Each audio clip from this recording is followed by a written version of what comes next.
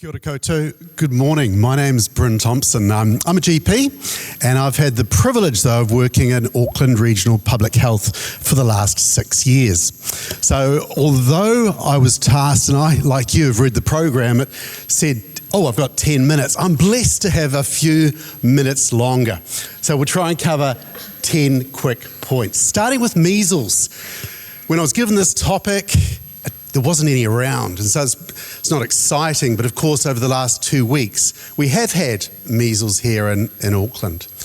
The good news, unless something's changed overnight, this little outbreak is done. Whew. And it's just 2 cases, as many of you are aware, and although there was a massive amount of work, and that was, as we come to point 1, I had no idea, moving from general practice to public health, what a massive deal a single case of measles is. And the resourcing that goes into it, the contact tracing groups working 7 days a week and well into the evening. As you know, in the last couple of weeks, it's involved a school with about 100 staff and over 900 students. And that means finding immunisation records for each and every one of them, otherwise doing serology or quarantining. And why I say it's finished is today is day 14 essentially since the last exposure for those contacts. The lab has to step up, and we've had some large clinics to do serology and to resource that. The impacts on the school and school closure. And it wasn't school closure because of the cases, it's because of the number of staff who could not attend because they're quarantined and therefore the school could not function. The cost is phenomenal, and not just here locally, but the number of people who have to get involved. And as we know, like Christine's mentioned and others, the inequity because of the vaccination situation and so much more, which we'll come to. So point 2, please, if you can, practice nurses and GPs and anyone in community A&E, please notify on suspicion. If you think you've got a case of measles, let us know. If you're doing a swab and you think, it's probably not, but I should do it, let us know.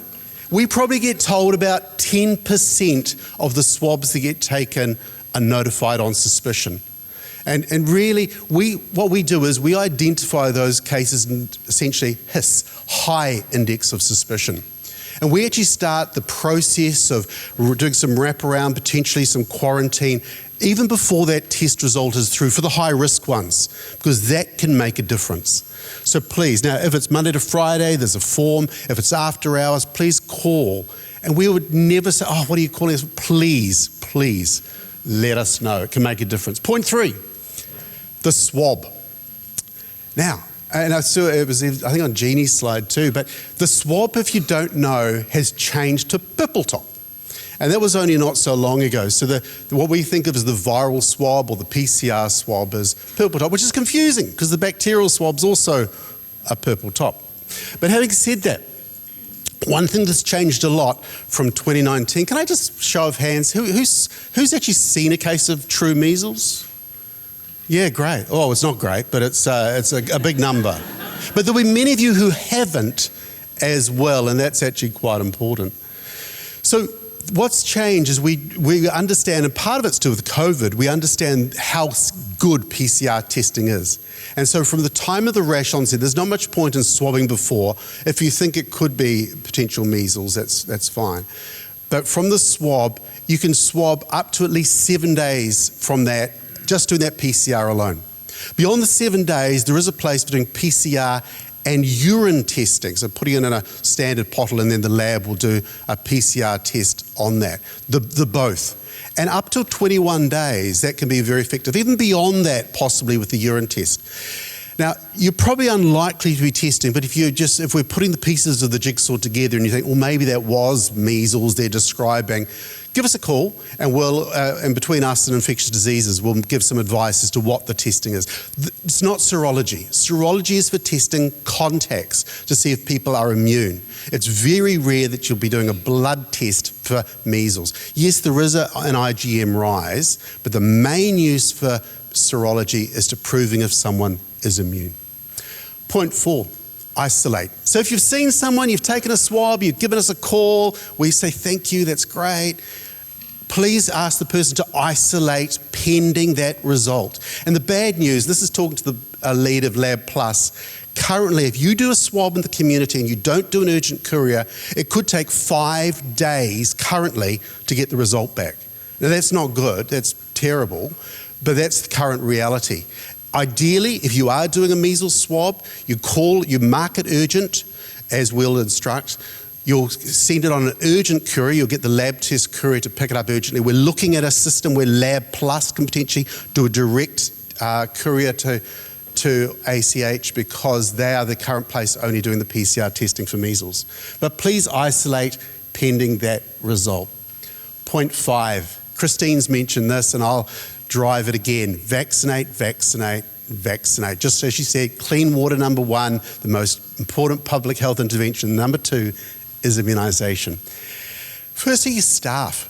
If you have a case of measles, and some of you will have experienced that 4 years ago, come through your practice, it can be a huge drama to business continuity. If you can do one thing and find out if your staff, everybody who works in your facility is immune, you can have continuity of business by having that.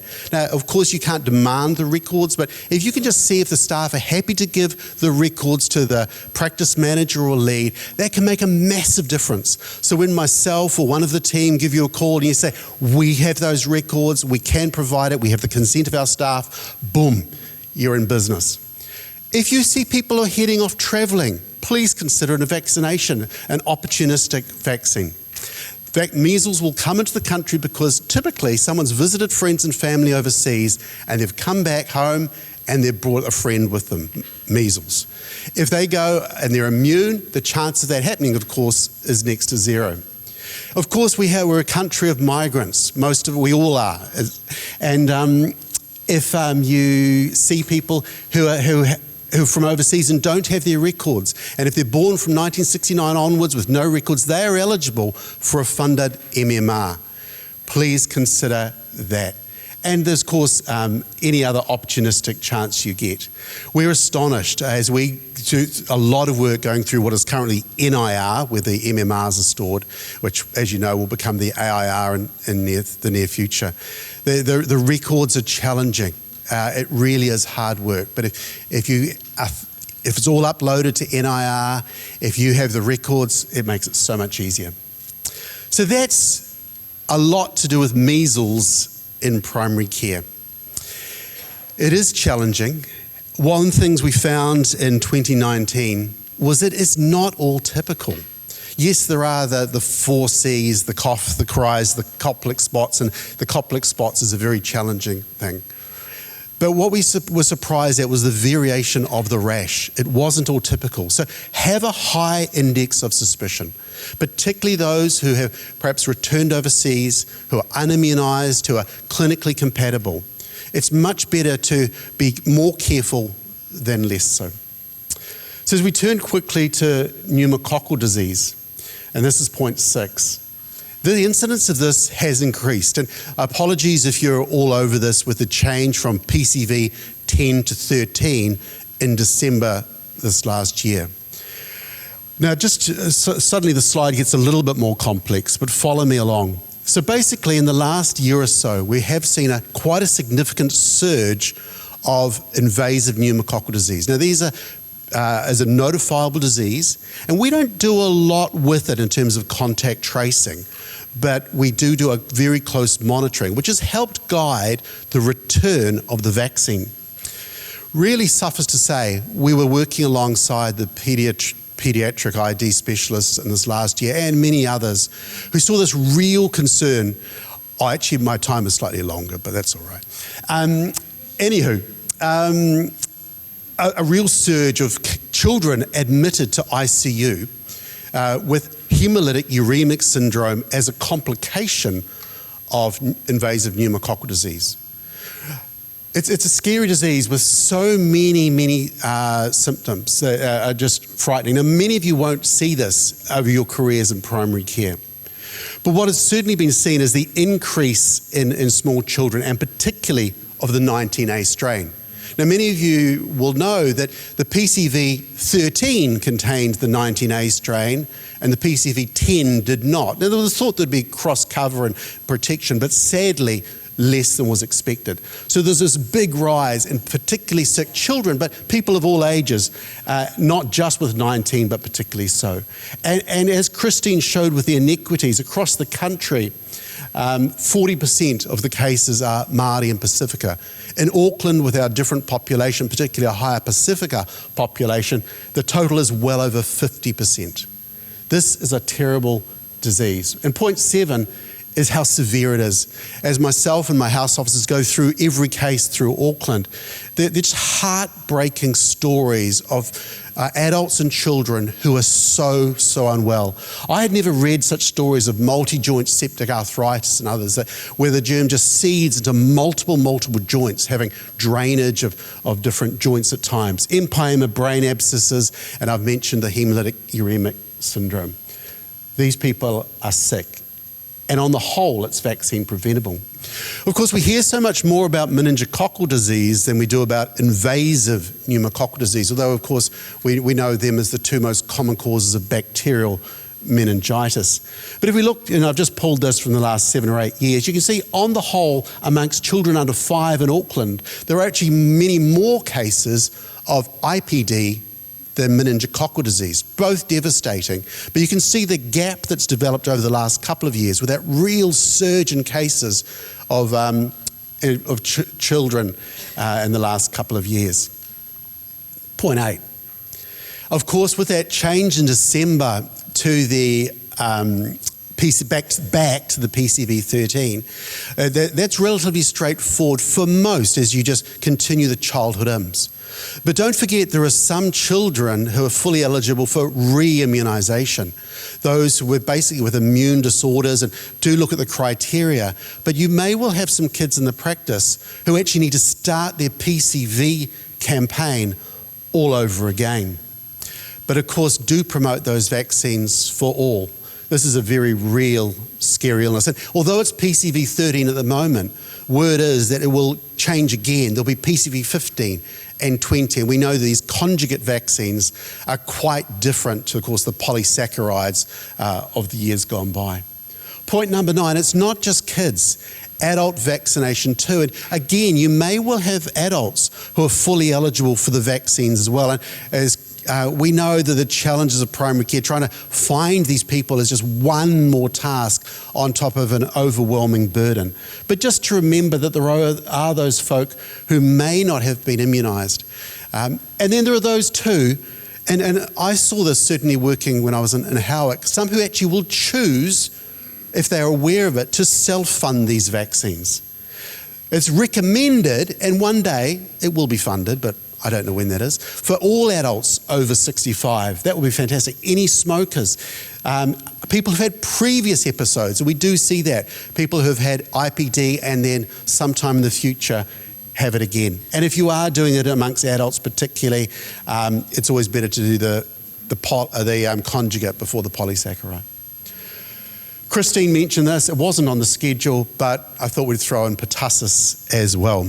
And just as you have read in the media in the last, earlier this year, obviously there have been 3 tragic childhood deaths as a result of whooping cough. And I was privileged to be part of a session led by PICU yesterday as they reflected on those cases and the enormous, incredible work they do in intensive care to try and save these children. The term used was malignant pertussis. And thought, is this a new strain or something that was different? And all the evidence suggests, no, that's not the case. There may be gaps of immunity. There are lots of reasons. But of course, the biggest fear was we're in the midst of a widespread outbreak and we just aren't finding it. So there is a little bit more testing that is going on. But really, suffice to say, over the last couple of months, all of the cases found in Auckland were linked, and actually of those 3 cases, 1 was Auckland, 2 are from out of Auckland, but managed in Starship. And then there was only in the last month, just a single case for the rest of the Motu, in fact in Invercargill. And that's all. But there must be some more around that is going undetected. So again, much like measles, if you think it's pertussis, and one of the clues, and Cameron Grant, and sorry to steal this from somebody else, said yesterday, and it was a good tip for primary care, unlike most other viruses, if you're thinking, is this pertussis, ask about the household, ask about, has others been coughing, particularly not just for a few days, but perhaps many weeks, and that could well give a clue that this may be pertussis. But again, let us know if you can.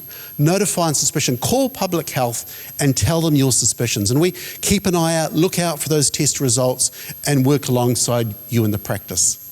Gets a bit confusing. The test is the same. The PCR swab, of course, with the ideally nasopharyngeal.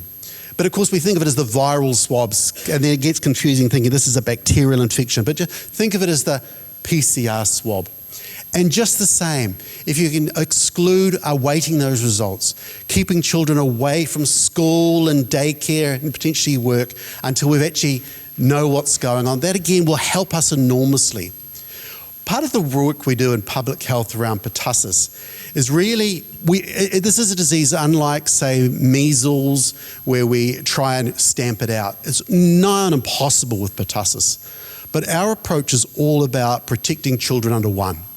And if we can focus on there, so we work particularly with ECECs, with kohangareo, with daycares, with their staff particularly who are often unimmunised, and then working around those so that we can protect those under 1, that is our key focus. So do consider pertussis amongst all the other millions of things that you do, but you will find some if you look. And although, again, the pathways until recently have said, you know, there's been, after the outbreak, we're thinking about 2018 here now, that there was a thought that, you know, you don't need to do much testing. In the current environment, appropriate testing is okay, because we really want to see if there is much whooping cough out there. To echo again, vaccinate, and just as Christine said, if we can, the biggest thing you can do to make a difference for pertussis is that antenatal immunisation. That on top of on-time, every time infant vaccination. And then, of course, we can reduce the burden. And I was so excited when they changed the routine tetanus diphtheria to being the Boostrix with the routine pertussis alongside it.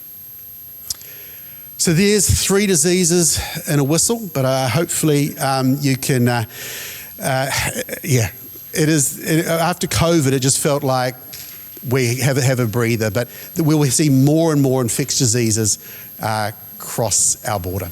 Thank you.